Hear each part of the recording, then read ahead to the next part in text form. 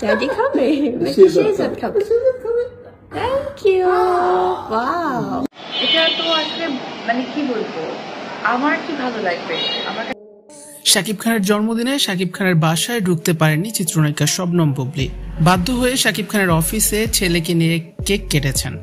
অপরদিকে অপু বিশ্বাস শাকিব খানের বাসায় ছেলেকে নিয়ে হাজির হয়েছেন। সেখানে একসাথে শাকিব খানের জন্মদিনের কেক কেটেছেন। শাকিব খান মানেই অপু বিশ্বাস আর বুবলির কারাকারি।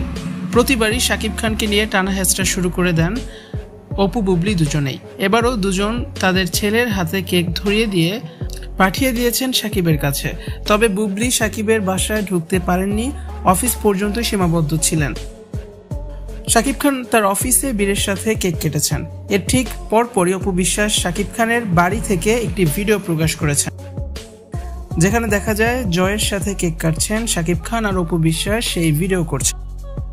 আর এরপর থেকেই নানান রকমের মন্তব্য সোশ্যাল মিডিয়া জুড়ে।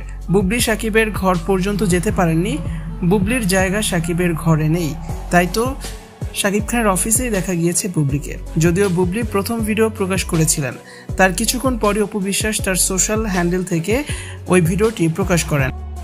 শাকিব খানকে নিয়ে দুই নায়িকার টানাটানিতে বিরক্ত হয়ে শাকিব খান নিজেই বলেছিলেন তার বাসায় অপু বিশ্বাস বুবলি কারো জায়গা হবে না, কিন্তু বুবলি অমান্য করে বলেন বীরকে কখনোই তিনি শাকিবের বাসায় একা ছাড়বেন না। বীরকে শাকিবের বাসায় যেতে হলে তার সাথেই যেতে হবে। শাকিব খানের সাথে জন্মদিনে বুবলির ভিডিও করে অপু বিশ্বাস কিছুতেই হজম করতে পারছেন না। কাছের লোকদের কাছে এ নিয়ে হাসি ঠাট্টাও করছেন অপু বিশ্বাস। তবে অফিস কিন্তু শাকিব খানের নিজের বাড়ির মতোই, একই ফ্ল্যাটের নিচে শাকিব খানের অফিস। বাড়ির থেকেও বেশি সময় শাকিব খান তার অফিসে থাকেন এবং সেখানেই তিনি তার পার্সোনাল টাইম কাটান। তাই বুবলি ছেলেকে নিয়ে শাকিব খানের অফিসে গিয়েছেন, কথাটা পুরোপুরি সত্য নয়।